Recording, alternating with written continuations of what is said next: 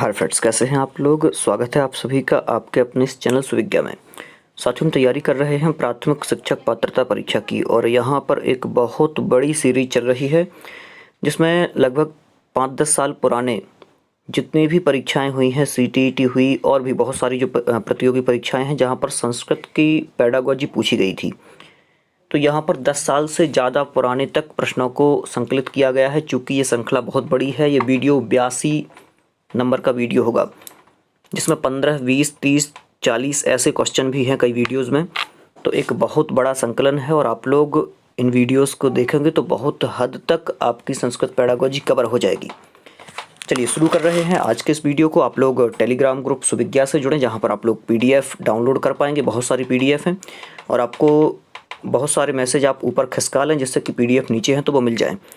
और आप इंस्टाग्राम से ज़रूर जुड़ें। मेरा अकाउंट सुविज्ञा नाम से ही है, सुविज्ञा सुनील जैन नाम से। इंस्टाग्राम पर भी हूँ, टेलीग्राम पर भी हूँ, तो वहाँ पर आप लोग जुड़ के सीधे जो भी आप लोगों को पूछना है वो पूछ पाएंगे, क्योंकि प्रतिदिन बहुत सारे लोग वहाँ भी जुड़ रहे हैं और यहाँ भी जुड़ रहे हैं। चलिए पहले प्रश्न से स्टार्ट कर रहा हूँ। भाषायां मूल्यांकनस्य मुख्य उद्देश्य कः स्यात्। मतलब कि भाषा के मूल्यांकन के मुख्य उद्देश्य कौन से हों। स्यात् मतलब हो, तो भाषा के मूल्यांकन के उद्देश्य कौन से हों। विद्यार्थी साधित उपलब्धि नाम आकलन, मतलब कि विद्यार्थियों की जो उपलब्धियां हैं उनका आकलन पहला दिया है। अधिगमे त्रुटि नाम निरीक्षणम, अधिगम में जो त्रुटियों का निरीक्षण है वो करना, तथा न्यूनता परिष्करणम, और न्यूनताओं का परिष्कार करना ये है। तीसरा दिया है विद्यार्थीषु त्रुटिनाम अन्वेषणम, विद्यार्थियों की त्रुटियों को खोजना, तो त्रुटियों को तो नहीं खोजा जाएगा, ये तो गलत है। विद्यार्थीनाम प्रदर्शनम दृष्ट्वा प्रोन्नतिम कृते निर्णयः, मतलब कि विद्यार्थियों की का प्रदर्शन देख करके और प्रोन्नति का निर्णय करना, तो ये भी गलत है, क्योंकि मूल्यांकन केवल यहाँ तक सीमित नहीं है। तो सही क्या रहेगा, जो सेकंड ऑप्शन है ये रहेगा सही। अधिगमे त्रुटिनाम निरीक्षण, मतलब कि जो बच्चा सीख रहा है उसमें जो त्रुटियां कर रहा है उनका निरीक्षण मूल्यांकन है, और जो फिर कमियां उसमें आ रही हैं उनका परिष्करण हो रहा है, ये मूल्यांकन के अंतर्गत आता है, उनका परिष्करण करना। तो सही क्या रहेगा, जो सेकंड ऑप्शन है ये रहेगा इसका सही उत्तर। आगे चलते हैं अगले प्रश्न पर, जहां पर दिया है भाषायां व्याकरण शिक्षणम कस्य समीकरणाय सहायकम भवति। मतलब कि भाषायां, भाषा का, व्याकरण शिक्षण किस समीकरण के लिए सहायक होता है। ऑप्शन दिया हुआ है पहला संख्यात्मकतायाः, संख्यात्मकता के लिए, साक्षरतायाः, साक्षरता के लिए, शुद्धतायाः, शुद्धता के लिए, और वाक् प्रवाहस्य, वाक् प्रवाह के लिए, वाणी के प्रवाह के लिए। तो देखिए यहाँ पर भाषा के व्याकरण शिक्षण के बारे में चर्चा की गई है, और व्याकरण शिक्षण की जब बात आती है तो अधिकतर शुद्धता पर ध्यान दिया जाता है व्याकरण में। तो क्या रहेगा इसका सही उत्तर, जो थर्ड दिया हुआ है ये। तो क्या होता है, शुद्धता जो है वो सहायक होती है, शुद्धता पर ज़्यादा ध्यान दिया हुआ होता है। आगे चलते हैं अगले प्रश्न पर, जहां पर लिखा है दिव्यांगानाम लेखन कौशल वर्धनार्थम कस्य आवश्यकता भवति। मतलब दिव्यांगानाम मतलब दिव्यांगों के लेखन कौशल वर्धनार्थम, अर्थम जहां पर लिखा हो तो के लिए आप लोगों को समझना है, तो वर्धनार्थम मतलब बढ़ाने के लिए, दिव्यांगों का लेखन कौशल बढ़ाने के लिए कस्य आवश्यकता भवति, किसकी आवश्यकता होती है। समीचीन शब्दावल्याः, समीचीन शब्दावली के प्रयोग की, सुंदराणी हस्ताक्षराणी, सुंदर हस्ताक्षर की, मतलब सुंदर लेख की, या फिर विचाराणाम मौलिकता, विचारों के मौलिकता की, या फिर प्रतीकात्मक भाषायाः, प्रतीकात्मक भाषा की आवश्यकता होती है। तो सही उत्तर क्या रहेगा, दिव्यांगों के लेखन कौशल की बात की जा रही है, और दिव्यांगों के लेखन कौशल में मतलब कि बहुत ज़्यादा ध्यान देना होता है यहाँ पर। तो क्या ठीक हो कि उनके लेखन कौशल में वृद्धि हो, तो क्या सही रहेगा, पहला जो है यही सही रहेगा, समीचीन शब्दावल्याः प्रयोगः, समीचीन शब्दावली का प्रयोग हो तो लेखन कौशल का विकास होगा। आगे चलते हैं बहुभाषिकता। बहुभाषिकता आप लोग समझते ही हैं कि बहुत सारी भाषाओं को बोलना एक कक्षा है, बहुभाषी कक्षा है, जहाँ पर अनेकों विद्यार्थी अनेकों प्रकार की भाषाएं बोलते हैं। तो बहुभाषिकता है भाषा अधिगमे एका महत्वपूर्ण संसाधनम, बिल्कुल ठीक है, भाषा अधिगम में एक महत्वपूर्ण संसाधन है।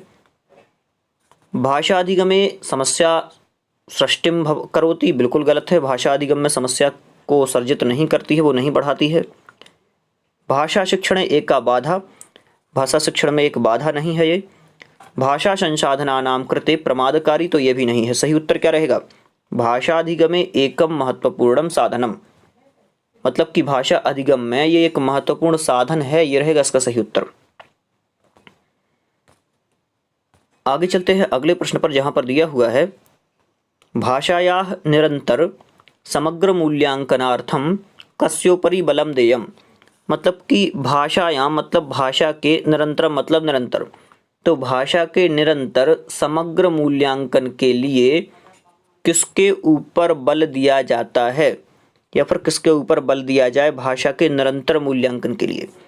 ऑप्शन पहला दिया हुआ है शुद्धोच्चारणम, शुद्धोच्चारण पर बहुत ज़्यादा बल दिया जाए।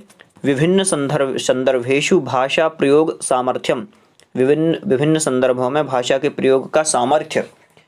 तीसरा दिया है उत्तम शब्दावली, और चौथा दिया है परियोजना कार्य। तो भाषायाम निरंतर समग्र मूल्यांकनार्थम, मतलब कि भाषा के निरंतर समग्र मूल्यांकन के लिए किस पर ज़्यादा जोर दिया जाना चाहिए? तो सही उत्तर क्या रहेगा? विभिन्न संदर्भों में भाषा के प्रयोग के सामर्थ्य पर, मतलब कि बच्चा जो भी है वो भाषा का प्रयोग करने में समर्थ हो, ये रहेगा इसका सही उत्तर। आगे चलते हैं अगले प्रश्न पर, जहाँ पर दिया है यदा छात्राः विराम चिह्न विषयक कौशल वर्धनार्थम शिक्षिताः भवन्ति तदा ते, मतलब कि जब छात्र विराम चिह्नादि के विषय में कौशल का वर्धन करने के लिए शिक्षित होते हैं तो वे क्या करते हैं? संभाषण कौशलम वर्धयन्ति, तो उनके जो संभाषण कौशल है उनका वर्धन होता है। तो विराम चिह्नादि के प्रयोग से और काय का संभाषण कौशल का वर्धन हो, ये तो अपन ने थोड़ा सा अलग लग रहा है, यहाँ ये गलत हो जाएगा। स्वस्य सृजनात्मकताम वर्धापयिष्यन्ति, इससे उनकी स्वयं की सृजनात्मकता जो है वो बढ़ेगी, हाँ ये भी थोड़ा सा ठीक है।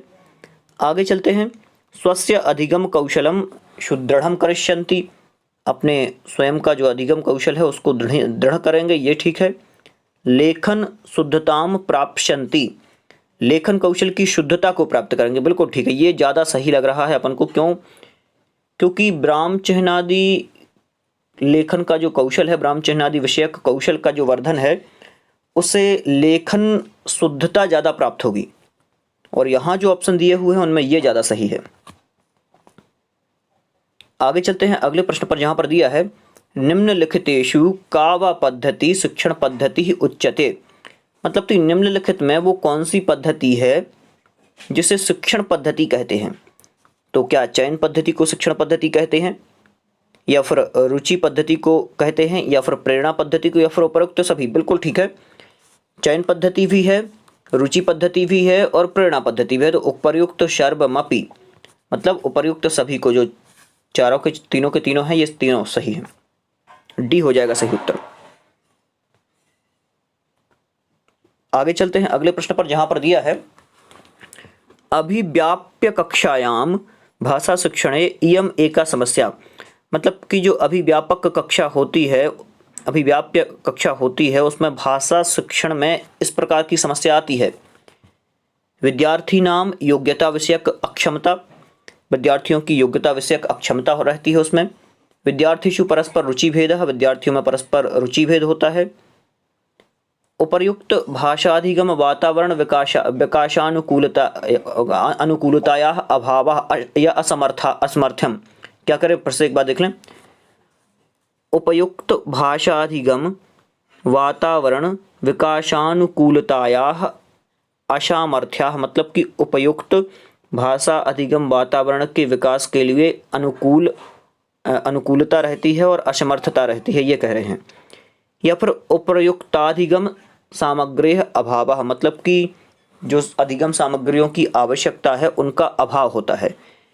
तो अभिव्यापक कक्षा जो है, अभिव्यापक कक्षा के संबंध में ये रहेगा सही उत्तर कि वहाँ पर सीखने के लिए उचित वातावरण नहीं मिलता और ना ही अनुकूलता होती है, उनका असामर्थ्य होता है। तो थर्ड ऑप्शन जो है ये रहेगा इसका सही उत्तर। आगे चलते हैं अगले प्रश्न पर, जहाँ पर दिया है भाषा तावत् अभिव्यक्तेः स्वामत व्यक्तीकरणस्य सर्वश्रेष्ठ माध्यमम् अस्ति। मतलब कि भाषा मतलब भाषा, तावत् मतलब तब तक, अभिव्यक्तेः मतलब अभिव्यक्ति का, भाषा तब तक अभिव्यक्ति का, और स्वामत व्यक्तीकरणस्य अपने मत को व्यक्त करने का सर्वश्रेष्ठ माध्यम है। तो क्या है, मतलब भाषा अभिव्यक्ति का भी माध्यम है और क्या है, तो ऑप्शन दिए हुए हैं प्रचार का माध्यम है, बिल्कुल गलत है। संग्रह का माध्यम भी नहीं है। उपर्युक्त सर्वमपि तो होगा नहीं क्योंकि दो गलत हैं। तो विनिमय का माध्यम है। स्वामत व्यक्तीकरणस्य श्रेष्ठम विनिमयम माध्यमस्ति, ये रहेगा जो शी दिया है, ये होगा सही उत्तर। आगे चलते हैं अगले प्रश्न पर। रटनाभ्यास कारणेन विद्यार्थीनां विकासे कीदृक् क्षतिः भवति। मतलब कि रटने का अभ्यास करने से विद्यार्थियों के विकास में किस प्रकार की क्षति होती है, कि बच्चों को अपन रटाने का काम करा रहे हैं तो उनमें किस प्रकार की क्षति होगी ये बताना है। कक्षा अध्यापन क्रमात् ते दूरीकृताः भवन्ति, कक्षा के अध्यापन क्रम में वे दूर हो जाएंगे। ते अध्ययनोपरि समुचितं ध्यानं दातुम् असक्ताः भवन्ति, वे अध्ययन के ऊपर समुचित ध्यान नहीं देंगे, असक्त हो जाएंगे। तेषां बुद्धेः विकासः न भवति, उनकी बुद्धि का विकास नहीं होगा।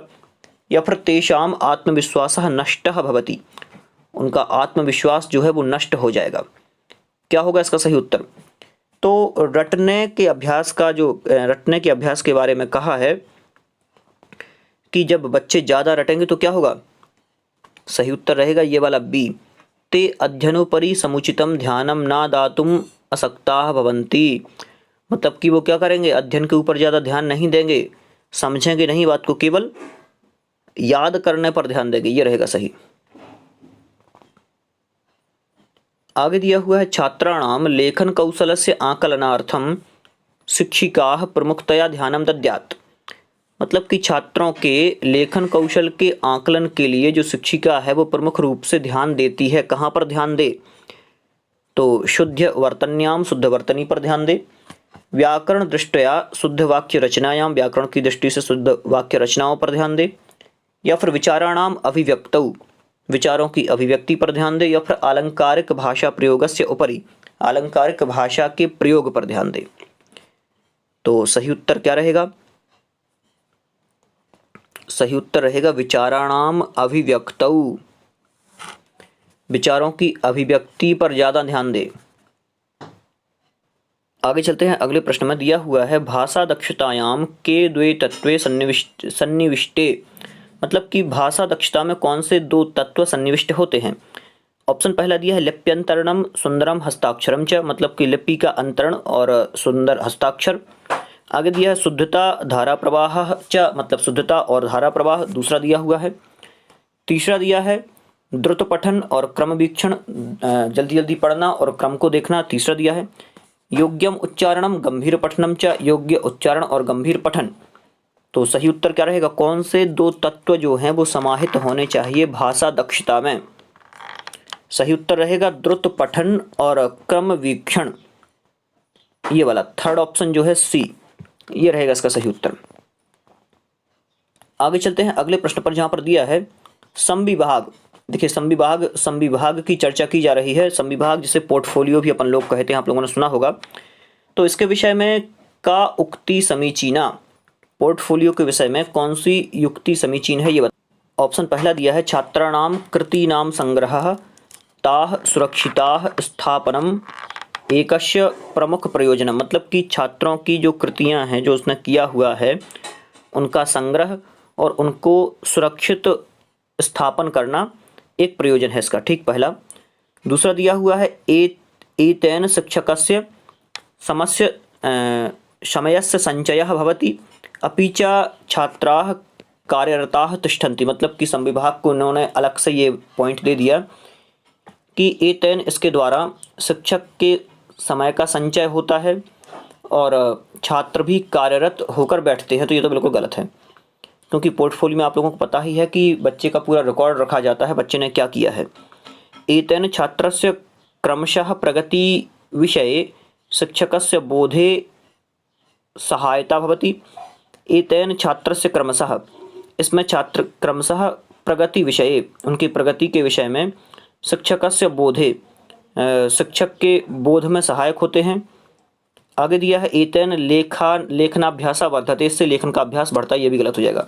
तो एक ये दिया है, एक ये दिया है, इन दोनों में से सही उत्तर क्या रहेगा? तो जो सही है ये वाला फर्स्ट रहेगा। छात्राणाम कृतिनाम, जो छात्रों ने किया हुआ है उनका संग्रह सुरक्षित करके रखना, और इसका प्रयोजन यही है, इनके स्थापनस्य एतस्य प्रमुखम प्रयोजन, और उसको जो भी रिकॉर्ड वगैरह है उसको सुरक्षित रखना कि साल में बच्चे ने क्या किया है, ये उसका मुख्य प्रयोजन है। आगे चलते हैं अगले प्रश्न पर, जो कि सेकंड लास्ट क्वेश्चन है। एकः भाषाध्यापकः सर्वेषां छात्राणाम् अधिगम शैलीनाम् आवश्यकतां समायोजयितुं शक्नोति।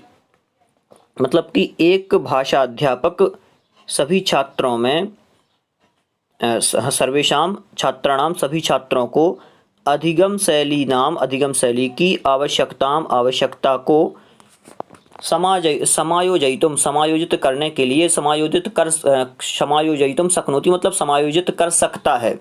तो कैसे कर सकता है? प्रतिदिनम छात्राणाम आकलनम कृत्वा, प्रतिदिन छात्रों का आकलन करके, केवलम अध्ययनार्थम न अपितु नृत्यवाद्ये क्रीडायां चित्रांकन कक्षायां च भागं ग्रहीतुं छात्रेभ्यः प्रेरयिष्यति, या प्रेरयित्वा मतलब प्रेरित करके। क्या कह रहे हैं?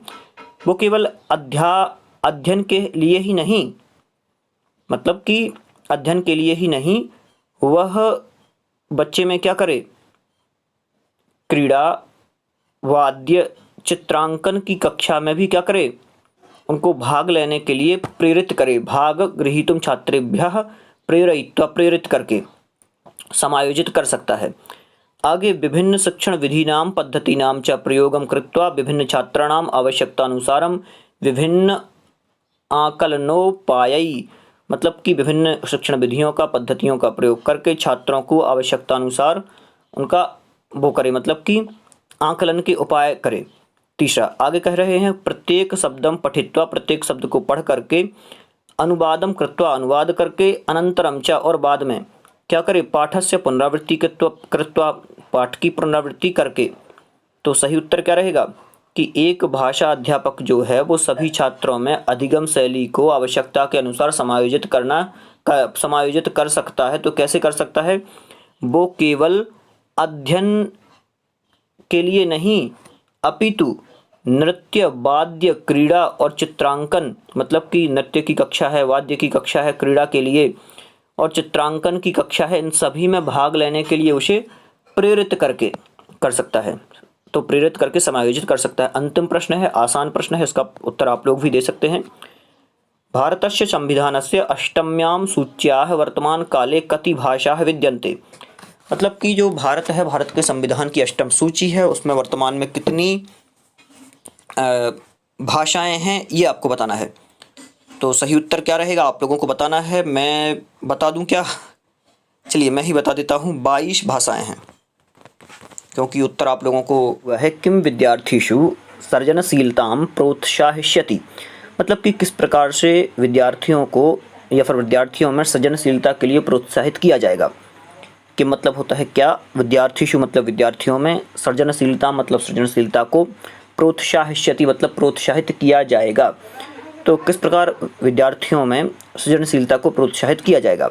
स्वभावानुसारम स्वतंत्रतया लेखितुम अवसर प्रदानम, मतलब कि स्वभाव के अनुसार स्वतंत्रता से लेखितुम मतलब लिखने के लिए अवसर प्रदान करना, मतलब कि उन्हें स्वभाव के अनुसार ही स्वतंत्र कर देंगे कि आपको जो लिखना है वो लिखें। तो इस प्रकार के अवसर प्रदान करेंगे। या फिर दूसरा दिया है नैतिक कथानाम पठनार्थम लेखनार्थम च छात्रेभ्यः निर्देशः, मतलब कि नैतिक कथाओं को पठनार्थम पढ़ने के लिए, लेखनार्थम लिखने के लिए, छात्रेभ्यः निर्देशः छात्रों को निर्देशित करेंगे। या फिर अधिगमे रुचिम जनयतुम छात्रेभ्यः निर्देशः मतलब कि अधिगम में रुचि जनयतुम मतलब उत्पन्न करने के लिए क्या करेंगे, निर्देशः निर्देशित करेंगे छात्रों को। अगला दिया है चौथा, परीक्षायाम उत्तम गुणान प्राप्तुम विद्यार्थिभ्यः विशेष प्रशिक्षण मतलब कि परीक्षा में उत्तम गुणों की प्राप्ति के लिए विद्यार्थियों को विशेष प्रशिक्षण देंगे। क्या रहेगा इसका सही उत्तर, जो पहला दिया हुआ है फर्स्ट, यही होगा इसका सही उत्तर की मतलब स्वभावानुसारम, स्वभाव के अनुसार उन्हें स्वतंत्र लिखने के लिए प्रेरित करेंगे, तब उनके अंदर जो है क्या आएगा, सृजनशीलता प्रकट होगी, प्रोत्साहन आएगा सृजनशीलता के लिए। मतलब जब वो स्वाभाविक रूप से लिखेंगे तो बहुत ज़्यादा सृजनशील होंगे। ये रहेगा सही उत्तर पहला वाला।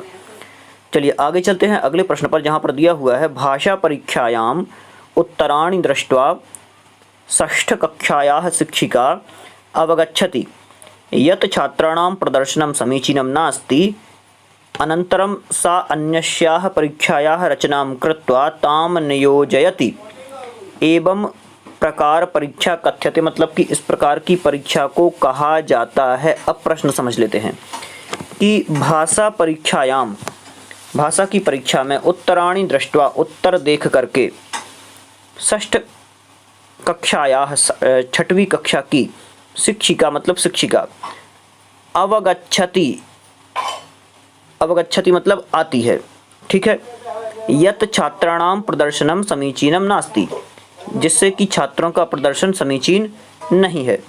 क्या कह रहे हैं कि भाषा की परीक्षा में उत्तरों को देख करके जो छठवीं कक्षा की शिक्षिका है वो आती है, और यत् छात्राणाम प्रदर्शनम समीचीनम नास्ति जिन छात्रों का प्रदर्शन ठीक नहीं है तो वो क्या करती है, अनंतरम उसके बाद, पहले तो उसने देखे कि छात्रों ने प्रश्न क्या क्या उत्तर क्या क्या दिए हुए हैं, उन उत्तरों को देखा और देखा कि अरे मतलब कि छात्रों का जो प्रदर्शन है वो ठीक नहीं है। अनंतरम सा अन्यस्याः परीक्षायाम रचनाम कृत्वा मतलब कि उसने भाषा परीक्षा ली कक्षा छठवीं की, लेकिन वहाँ पर उसे परिणाम ठीक नहीं मिले, समीचीन परीक्षा नहीं लगी, तो उसने दूसरी परीक्षा ली। अनंतरम उसके बाद शा मतलब वह अन्यस्याः परीक्षायाः रचनाम कृत्वा उसने अन्यस्याः मतलब दूसरी परीक्षायां मतलब परीक्षा की रचनाम कृत्वा रचना करके ताम नियोजयति उन लोगों को नियोजित किया। तो इस प्रकार की जो परीक्षा है उसे क्या कहा जाएगा कि एक बार परीक्षा ले ली लेकिन फिर भी क्या हुआ, समीचीन प्रदर्शन नहीं हुआ, तो फिर दूसरी परीक्षा की रचना की। तो क्या हो जाएगा सही उत्तर पहला, योगात्मक परीक्षा है, ये निदानात्मक परीक्षा है, संरचनात्मक परीक्षा है, या फिर रचनात्मक परीक्षा है। संचयात्मक लिखा हुआ, संचयात्मक परीक्षा है या फिर रचनात्मक परीक्षा है, तो कौन सी परीक्षा हो जाएगी ये, क्या रहेगा इसका सही उत्तर, तो जो सही आंसर रहेगा वो रहेगा रचनात्मक परीक्षा। ये रचनात्मक परीक्षा के अंतर्गत आएगा क्योंकि अन्य परीक्षा की रचना करती है और मतलब कि जो यहाँ पर प्रदर्शन छात्रों का ठीक नहीं रहा है तो दोबारा तुरंत उसके बाद ही जस्ट उसने दूसरी परीक्षा का आयोजन किया है, तो ये रचनात्मक परीक्षा के अंतर्गत आएगा। आगे चलते हैं अगले प्रश्न पर, विद्यार्थीनां कार्य निष्पादने दुर्बलतायाः कारणं ज्ञातुं शिक्षिका एकस्याः परीक्षायाः प्रस्तुतिं करोति। क्या कह रहे हैं, विद्यार्थीनां मतलब विद्यार्थियों के कार्य निष्पादने, कार्य निष्पादन में दुर्बलतायाः दुर्बलता के कारणम मतलब कारण को, ज्ञातुम मतलब जानने के लिए, शिक्षिका मतलब शिक्षिका एकस्याः परीक्षायां प्रस्तुतिं करोति एक परीक्षा प्रस्तुत करती है। सा परीक्षा कथ्यते वह परीक्षा क्या होगी ये बताना है आप लोगों को। फिर से एक बार देख लें, क्या कह रहे हैं कि विद्यार्थियों के कार्य निष्पादन में मतलब विद्यार्थी जो कार्य कर रहे हैं उनके कार्य करने में जो भी दुर्बलता है उस दुर्बलता का कारण जानने के लिए एक शिक्षिका जो है वो परीक्षा का आयोजन करती है। शिक्षिका एक परीक्षा का आयोजन करती है, उस परीक्षा को अपन क्या कहेंगे ये बताना है। ऑप्शन पहला दिया है निदानात्मक परीक्षा, उपलब्धि परीक्षा, योगात्मक परीक्षा या फिर दक्षता परीक्षा। तो सही उत्तर क्या रहेगा, देखिए दुर्बलता की पहचान करनी है, कारण जानना है, केवल निदान हो गया यहाँ पर। आप लोग समझ रहे होंगे निदानात्मक परीक्षण और उपचारात्मक परीक्षण दोनों। तो यहाँ पर कौन सा परीक्षण है, निदानात्मक परीक्षण स्पष्ट ही दिख रहा है। बच्चे के अंदर क्या दुर्बलता है उसको जान रहा है निदानात्मक परीक्षण में, और जब उसको सॉल्व कर लेगा, उसका उपचार कर लेगा जान करके, तो वो उपचारात्मक परीक्षण फिर कहलाएगा। तो पहला ही ऑप्शन अपना यहाँ सही हो जाएगा। आगे चलते हैं अगले प्रश्न पर। जहाँ पर दिया है भाषाधिगम विषये संज्ञानात्मकम परिप्रेक्ष्यम एतद दृढ़यति यत्, मतलब कि भाषा अधिगम के विषय में संज्ञानात्मक परिप्रेक्ष्य है जो वह इस प्रकार एतद दृढ़यति यत्, यह दृढ़यति मतलब दृढ़ होता है कि। प्रश्न को थोड़ा सा ध्यान से समझना है। यहाँ पर भाषा अधिगम के संबंध में बताया है कि भाषा अधिगम के विषय में जो संज्ञानात्मक विकास है, तो भाषा अधिगम के विषय में संज्ञानात्मक परिप्रेक्ष्य में इस प्रकार का विचार होगा कि, कह रहे हैं स्वभाव निर्माण प्रक्रिया भाषाधिगमार्थम सहायिका भवति, मतलब कि स्वभाव निर्माण प्रक्रिया है जो वो भाषा अधिगम में सहायक होती है। संज्ञानात्मक विकास की चर्चा है।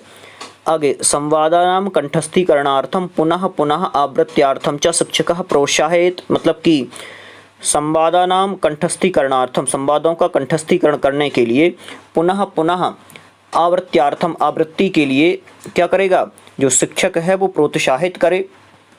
या फिर त्रुटीनां शीघ्रातिशीघ्रं संशोधनं करणीय, अन्यथा ताः बालानां बुद्धोः स्थिराः भविष्यन्ति। क्या कह रहे हैं, त्रुटियों का जल्दी से जल्दी संशोधन करे जिससे कि क्या ना हो, छात्रों की बुद्धि स्थिर ना हो। ये आ जाएगा संरचनात्मक, जो संज्ञानात्मक परिप्रेक्ष्य है उस परिप्रेक्ष्य में ये दृढ़ पॉइंट बैठता है, ये कह रहे हैं। तो ये भी ठीक नहीं लग रहा। आगे चलते हैं।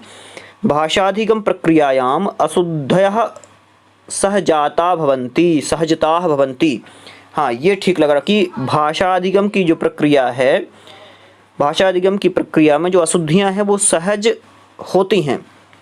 हाँ, यही रहेगा अपना सही उत्तर इस प्रश्न का कि जो भाषा अधिगम की प्रक्रिया है उसमें अशुद्धियाँ जो हैं वो सहज होती हैं, और ये संज्ञानात्मक पक्ष जो है इसके विषय में ये दृढ़ता पूर्वक ये पॉइंट सही बैठता है। आगे चलते हैं अगले प्रश्न पर, जहाँ पर दिया हुआ है प्रथम कक्षायाः कृते, पहली कक्षा के लिए, कृते मतलब होता है लिए, तो प्रथम कक्षायाः कृते भाषायाः पाठ्यपुस्तके आरंभे कविता कथा च दत्ताः सन्ति। इतना समझ लेते हैं। पहले क्या कहा कि प्रथम कक्षा के लिए भाषायाः पाठ्यपुस्तके, जो पहली कक्षा के लिए भाषा की पाठ्यपुस्तक है उसके प्रारंभे मतलब प्रारंभ में कविता कथा च दत्ताः सन्ति, कविता और कथाएं दी हुई हैं।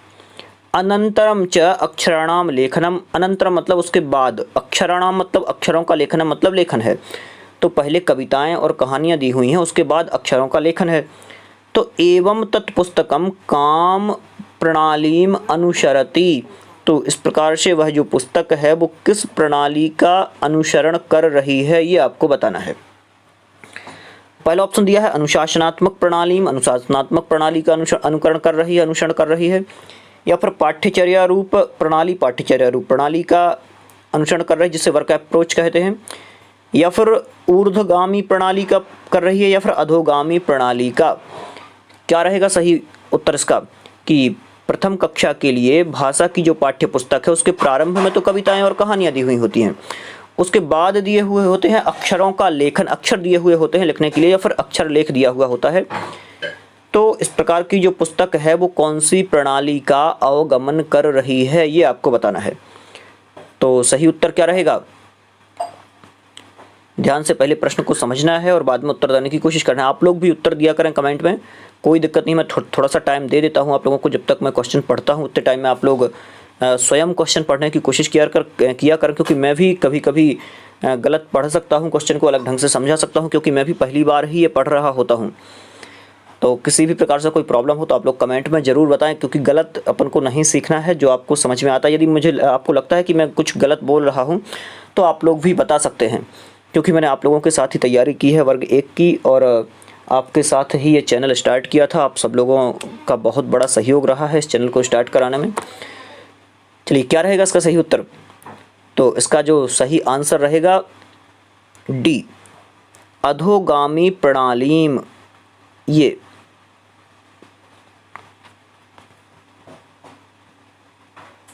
तो सही उत्तर क्या रहेगा, अधोगामी प्रणालीम। जो अधोगामी प्रणाली है, अधोगामी प्रणाली का अनुकरण कर रहे हैं, क्योंकि सबसे पहले कहानी या कथाएं नहीं दी जानी चाहिए। पहले तो क्या होगा, अक्षरों का ज्ञान रहेगा, अक्षरों के लेखन के बाद में फिर कहानी आदि रहे तो ये ऊर्ध्वगामी प्रणाली के रूप में कहलाएगा। तो लास्ट जो है ये रहेगा इसका सही उत्तर। आगे चलते हैं अगले प्रश्न पर, जहाँ पर दिया हुआ है अधोलिखितेषु का उक्ति समीचीनम। समीचीना मतलब कि जो नीचे दी गई उक्तियाँ हैं उनमें से कौन सी उक्ति समीचीन है ये बताना है आप लोगों को। ऑप्शन पहला दिया हुआ है बालाः यदा विद्यालयं आगच्छति तदा ते रिक्तफलकम् इव भवन्ति। क्या कह रहे हैं? रिक्त फलक मतलब होता है खाली स्लेट, फलक मतलब स्लेट। तो क्या कह रहे हैं कि बालाः यदा मतलब बालक जब, विद्यालयम आगच्छन्ति विद्यालय आते हैं, तदा मतलब तब, ते मतलब वे, रिक्त फलकम एव भवन्ति रिक्त फलक के जैसे होते हैं। पहला ऑप्शन दिया है। दूसरा दिया है शब्दानां समूहस्य रटनं कारयित्वा शिक्षकः बालान् भाषां पाठयेत्। मतलब कि शब्दों के समूह को, शब्दानां समूहस्य शब्दों के समूह को रटनं कारयित्वा रटन कराने के लिए, रटाने के लिए शिक्षकः शिक्षक बालकान, बालान मतलब बालकों को, भाषां पाठयेत् भाषा पढ़ाता है। तीसरा दिया है प्रथम कक्षायाः छात्राः आंग्ल भाषायाः किंचिदपि न जानन्ति। जो पहली कक्षा के छात्र हैं वो अंग्रेजी भाषा को बिल्कुल भी नहीं जानते हैं। तीसरा और अगला दिया है अनुभवानां महत्कोशेण सह बालाः विद्यालयम् आगच्छन्ति। बिल्कुल सही है यही वाला। जो चौथा दिया हुआ है ये रहेगा इसका सही उत्तर कि जो बालक है वो अनुभवों के कोश के साथ विद्यालय में प्रवेश करता है और जो स्टार्टिंग के 2 कौशल है उनसे भरा हुआ होता है। तो जो चौथा है यही रहेगा इसका सही उत्तर। और ज़्यादा सटीक उत्तर ढूंढने की कोशिश करना है। कई बार तो अपन को लगता भी नहीं है कि ये उत्तर सही होगा। और यहाँ पर जो भी उत्तर दिए हुए हैं ये सारे के सारे आंसर की से मिलाए हुए हैं। आगे चलते हैं। पठनम नाम न केवलम लिखित पाठस्य उच्चारणम। क्या करें ध्यान से। पठनम नाम मतलब कि पढ़ने का नाम, न केवलम न केवल, लिखित पाठस्य उच्चारणम लिखित पाठ का उच्चारण है। क्या कह रहे हैं कि पढ़ने का नाम केवल लिखित पाठ का उच्चारण नहीं है, अपितु एतद अपि महत्वपूर्णम यत कश्चित। क्या कह रहे हैं? अपितु लेकिन, एतत् अपि यह भी महत्वपूर्ण मतलब महत्वपूर्ण है कि, कश्चित मतलब कोई, नवीन शब्दान नवीन वाक्य रचनायाः च अधिगमनम कुर्यात्। नवीन शब्दों का, नवीन वाक्य रचना का अधिगमन करे। दूसरा दिया है नवीन शब्दान उच्चारणगत समस्याः दूरी कुर्यात्। नवीन शब्दों की उच्चारणगत समस्या को दूर करे। दूसरा, या फिर स्फुट वक्ता अपि भवेत्, स्फुट वक्ता हो। या फिर पाठस्य अर्थस्य अवबोधनम कुर्यात्, अवबोधम कुर्यात्। ठीक, यही है अपन का सही उत्तर और दिख भी रहा है बिल्कुल स्पष्ट। मतलब कि पढ़ना केवल ये नहीं है कि जो लिखा हुआ पाठ है उसका अपन ने उच्चारण कर लिया, ये पढ़ना है। लेकिन पढ़ने के साथ महत्वपूर्ण यह है कि पाठ का अवबोध हुआ है कि नहीं, कितना अवबोध हुआ है अपन को ये। तो जो चौथा दिया हुआ है ये रहेगा इसका सही उत्तर।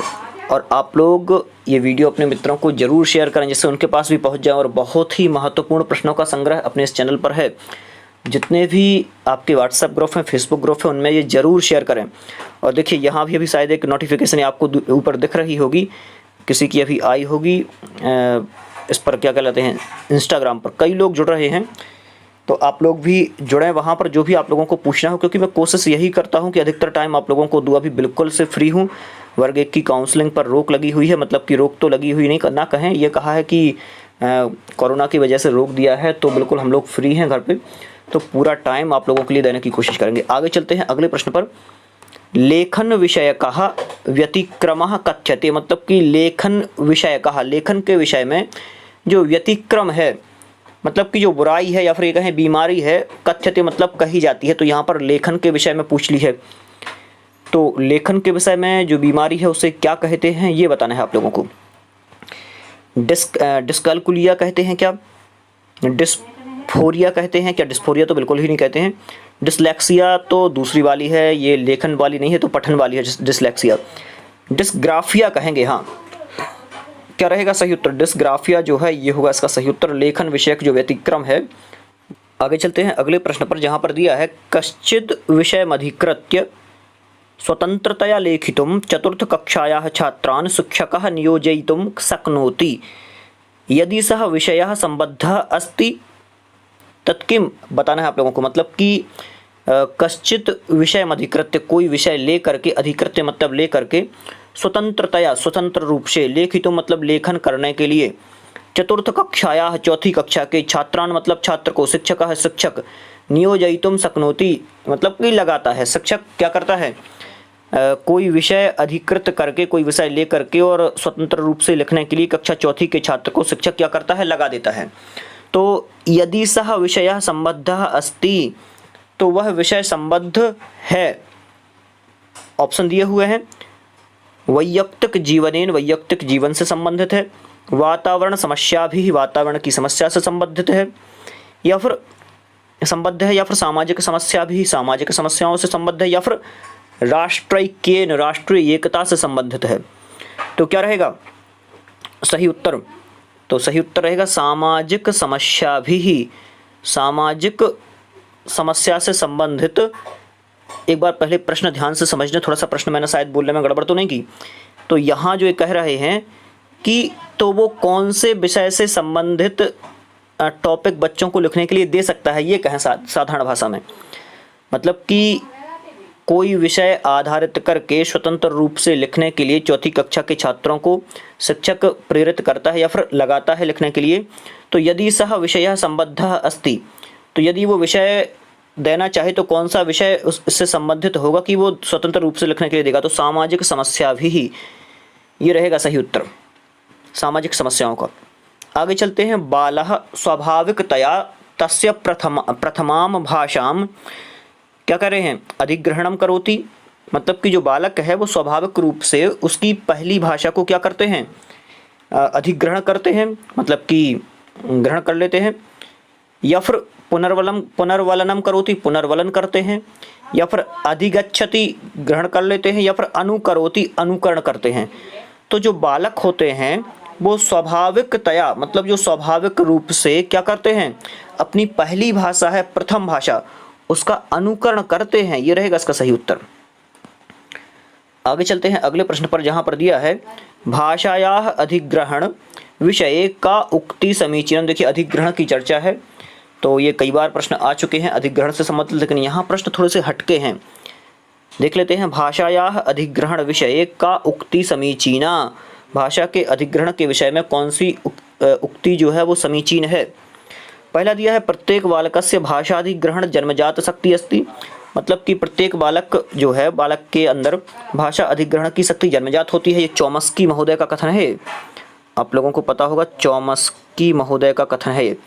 आगे बालाः विभिन्न स्रोत्रेभ्यः भाषायाः अधिगमनम कुर्वन्ति, मतलब बालक जो है वो विभिन्न स्रोतों के आधार पर अधिगमन करते हैं। या फिर भाषाम अधिग्रहीतुम बालानाम जन्मजात शक्ति नास्ति, जन्मजात शक्ति नहीं होती है, पहले में शक्ति होती है, दूसरे में तीसरे वाले में बोल दिया कि नहीं होती है, भाषा के अधिग्रहण करने की शक्ति बालकों में जन्मजात नहीं होती है।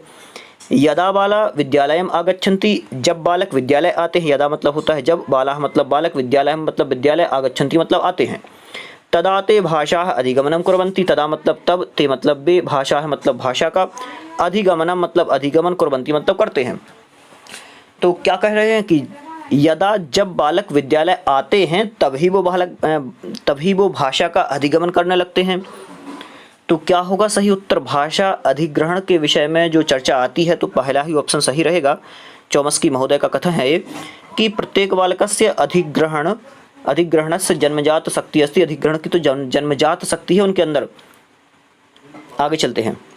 बालेन मातृभाषायाः अधिग्रहणम भवति प्रमुखतया, मतलब कि बालक के अंदर मातृभाषा का अधिग्रहण होता है प्रमुख रूप से। मुख्यतया मतलब मुख्य रूप से कैसे होता है? लिखने से, औपचारिक शिक्षण व्यवस्था से, सुनने से, या फिर संभाषण के द्वारा। तो कैसे होता है? देखिए अधिग्रहण की चर्चा हो रही है, तो बालक है और मातृभाषा का अधिग्रहण करेगा तो कैसे करेगा, ये भी आप लोगों को ध्यान देना है। तो स्वाभाविक है कि सुनने से ग्रहण करेगा, श्रवणेन, ये रहेगा इसका सही उत्तर। आगे चलते हैं अगले प्रश्न पर, जहां पर दिया है एकस्य पाठस्य पठन समये अधोलिखितेषु किम अत्यावश्यकम, मतलब कि एकस्य एक, पाठस्य मतलब पाठ के, पठन समय पढ़ते समय अधोलिखितेषु नीचे लिखे गए में किम अत्यावश्यकम क्या बहुत ज़्यादा आवश्यक है। जो नीचे लिखा गया है इन लिखे गए पाठ में क्या बहुत ज़्यादा जरूरी है। तो पाठस्य अर्थावबोधः पाठ के अर्थ का अवबोध हो ये ज़्यादा जरूरी है। शीघ्रतया पठनम शीघ्रता से पठन जरूरी है तो ये तो बिल्कुल से गलत हो जाएगा। शुद्धोच्चारणेन सह पठनम हाँ ये थोड़ा सा ठीक है। आगे कह रहे हैं ब्राह्म चिन्हानाम शुद्धतया प्रयोग ये भी ठीक है। लेकिन ज़्यादा सही क्या है, पाठ पढ़ रहे हैं लेकिन पाठ का अवगमन वहाँ पर होना चाहिए, अर्थ का अवबोध होना चाहिए, ये रहेगा सही। तो फर्स्ट होगा सही उत्तर। आगे चलते हैं अगले प्रश्न पर। यहाँ पर दिया है डिस्लेक्सिया इति अस्ति। देखिए डिस्लेक्सिया के बारे में आप लोगों को उत्तर देना है, क्या रहेगा उत्तर। तो नॉर्मल सी बात है, इसके पहले अपन ने डिस्ग्राफिया पढ़ा था, शायद लेखन विकार का था। यहाँ पर डिस्लेक्सिया है, ये पठन विकार से संबंधित है। गणितिक दिया हुआ है, ऑप्शन पढ़ लेते हैं क्योंकि संस्कृत के ऑप्शन है। गणितिक विकार गणित का विकार, पठन संबंधी विकार पठन संबंधी विकार, मानसिक विकार या फिर व्यावहारिक विकार। सही उत्तर क्या रहेगा इसका, जो डिस्लेक्सिया है ये एक पठन संबंधी विकार है, ये रहेगा सही उत्तर।